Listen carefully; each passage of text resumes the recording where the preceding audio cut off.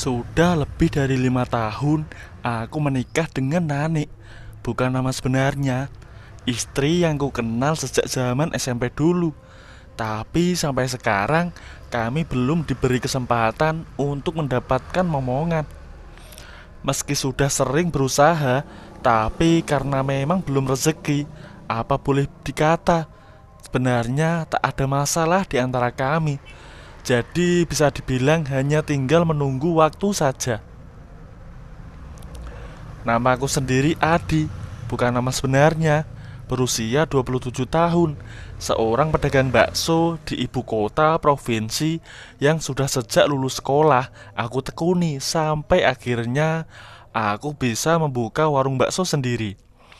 Usaha serta kerja kerasku kini bisa kunikmati bersama dengan keluarga dan tentunya Nani yang menjadi pendamping setia merintis usaha dari nol sampai bisa sukses seperti sekarang.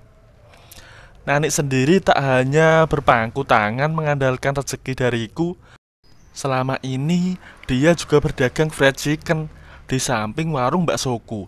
Jadi kami bisa saling membantu. Aku sangat beruntung punya istri seperti Nani yang mau bekerja keras tanpa mengandalkan segalanya dariku. Meski sebenarnya aku mampu memenuhi kebutuhan dia. Apalagi Nani juga cantik dan punya bodi yang cukup perfect. Jadi semakin membuatku semakin sayang dengannya. Dari dulu waktu pacaran sampai sekarang, sayangku padanya tak pernah berkurang. Kali ini aku sedikit santai. Kebetulan Nani minta pulang kampung. Dia kangen dengan orang tuanya yang sudah hampir setahun tak ia temui. Makanya kali ini kami sempatkan untuk pulang kampung menengok bapak dan ibu mertua yang kebetulan sedang panen jagung. Jadi kami bisa ikut bantu-bantu panen. Terutama bapak mertuaku yang sudah berusia 60 tahun lebih. Pasti tenaganya sudah mulai menurun. Tapi beliau masih begitu giat untuk menggarap sawah dan ladang. Biasanya bapak mertuaku dibantu ibu mertua yang usianya jauh lebih muda, yaitu 45 tahun, untuk mengerjakan semuanya. Memang usia mereka berbeda 15 tahun. Kata Nani, dulunya ibu mertuaku dijodohkan dengan bapak karena masalah ekonomi. Keluarga bapak lebih mapan dibanding keluarga ibu mertua. Tapi seiring berjalannya waktu, mereka mampu mengarungi biduk rumah tangga sampai punya 3 anak. Dan Nani ini anak pertama. Untungnya dulu waktu aku melamar Nani, mertuaku langsung setuju tanpa harus memandang keadaan ekonomiku. Padahal waktu itu aku masih belum punya apa-apa. Tapi yang namanya jodoh pasti tetap akan bersatu juga. Dan sekarang aku bisa membuktikan kalau mertuaku tak salah memilih mantu sepertiku. Sedikit demi sedikit aku bisa membahagiakan Nani.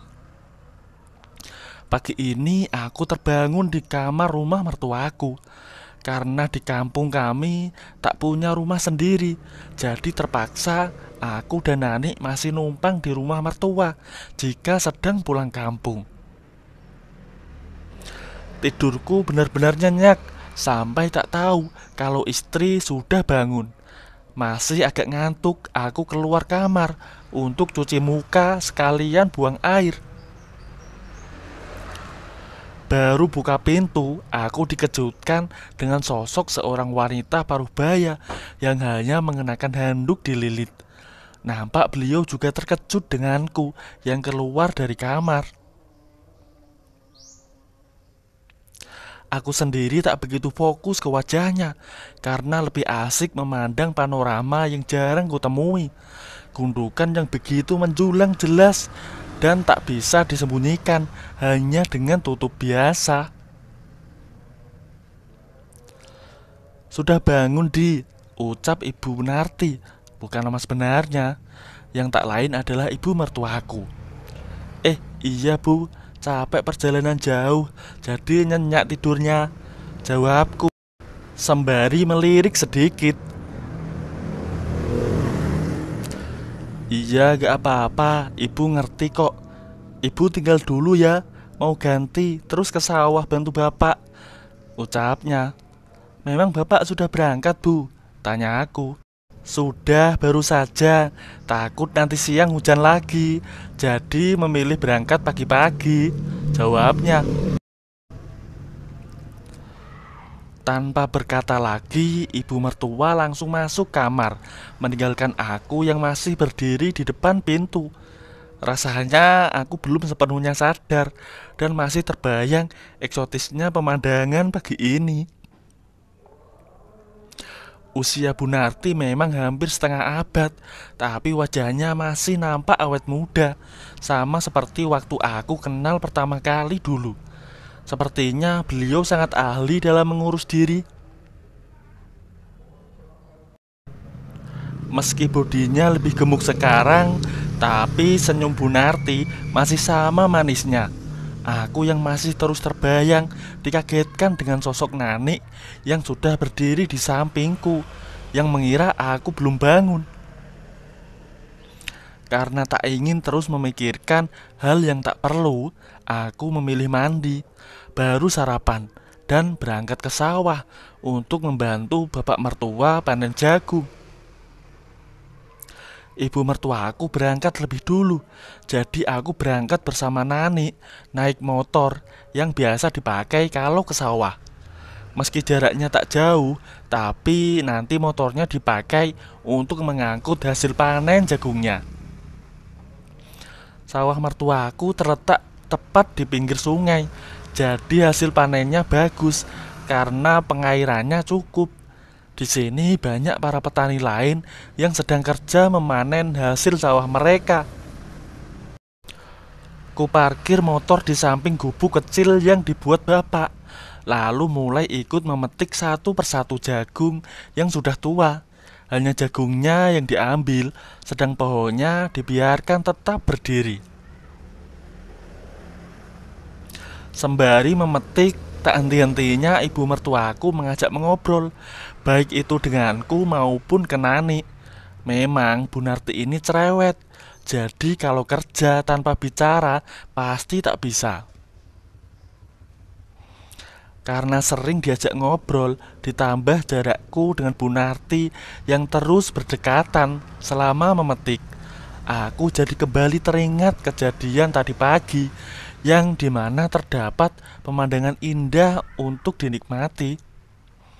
Meski aku sadar dia ibu mertuaku, tapi tetap saja naluriku masih normal. Tak mudah untuk bisa melupakan, apalagi semua jelas terlihat dan baru pertama kulihat secara langsung. Aku tak terlalu sering menanggapi obrolan ibu mertua agar pikiranku tak kemana-mana. Sekitar jam 10 pagi, Nanik pulang duluan karena merasa masih capek baru datang semalam. Sedang aku dan bapak bergegas mengangkut jagung yang sudah dipetik. Karena cuaca yang mendung, takutnya akan hujan lebat dan jalan jadi becek, susah untuk dilewati motor. Saat semua hasil pagi ini sudah dibawa pulang, kini tinggal menjemput ibu mertua yang masih di sawah. Tadinya bapak yang mau ke sana, tapi karena aku kasihan jika dia kehujanan, jadi akulah yang pergi. Dan benar saja, baru sampai gubuk, hujan sudah lebih dulu turun dengan begitu derasnya, membuat Bu Narti minta berteduh dulu di gubuk daripada hujan-hujanan. Aku pun langsung setuju, karena bila ku paksa, takut nanti ibu mertuaku jadi sakit akibat kehujanan. Di sini hanya ada kami berdua. Para petani lain yang tadi memilih nekat pulang, meski hujan begitu deras.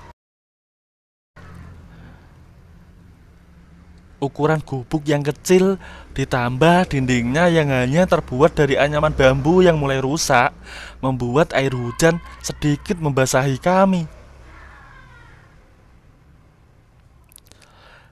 Gimana, Di? Kita nekat apa tetap di sini? Baju ibu udah basah juga sedikit, ucap ibu mertua.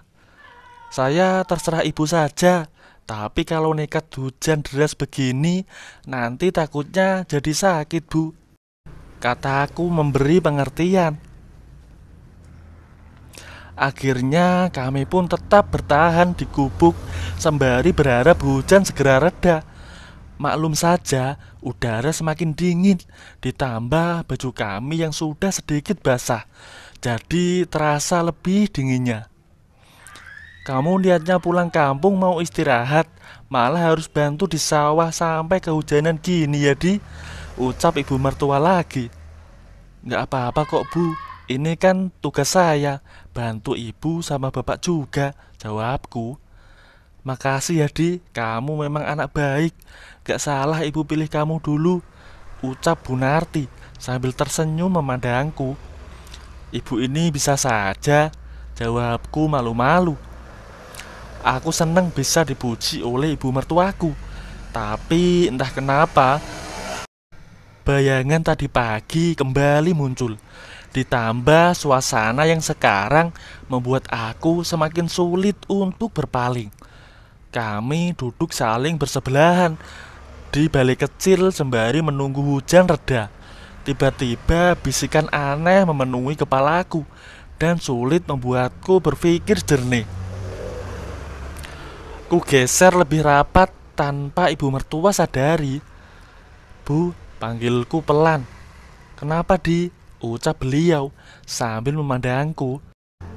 Aku tak menjawab dan memandangnya dalam-dalam. Tanpa harus diberi komando, aku memulai apa yang sebenarnya sudah sejak tadi hinggap dalam pikiranku. Tanpa memberi pengertian pada ibu mertuaku, aku terus bekerja dengan begitu semangat.